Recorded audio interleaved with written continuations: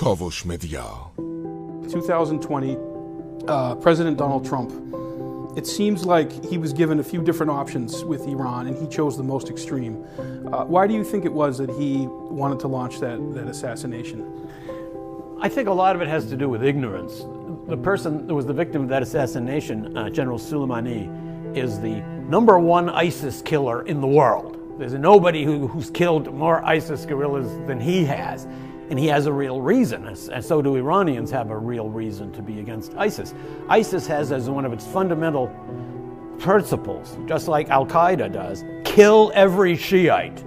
That means they want to kill every person in Iran. So that, we would say, gives Iran a slight incentive to want to make sure they don't come to power in a country right next door. If we were truly interested in wiping out ISIS, he could have been a partner for us.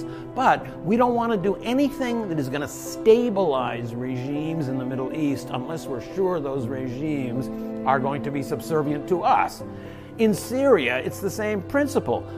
The best way to contain radicalism in Syria is to support a strong central government that has an army. But we don't want that because we know that strong central government is not going to support us. We want to crush them. So we're not interested in anything that is going to produce stability in any environment in which current governments stay in power. So by sowing this kind of chaos and carrying out these kind of killings, we're actually not only intensifying upheaval in the Middle East, but undermining our own security.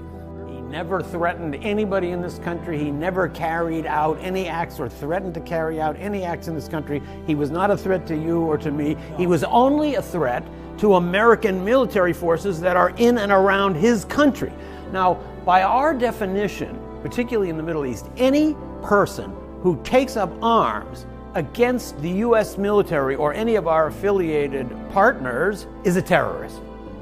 Now, we might call those people patriots or nationalists if we were there. The Al-Qaeda people and the ISIS people hate Iran. They want to destroy Iran. And that Iran is devoted above all to protecting itself by fighting ISIS and Al-Qaeda anywhere in the neighborhood so they don't come into Iran. Once we understand that, I think we understand that Iran is actually a better likely partner for us than some of our so-called friends in the Middle East. آنچه در مورد ما میگویند.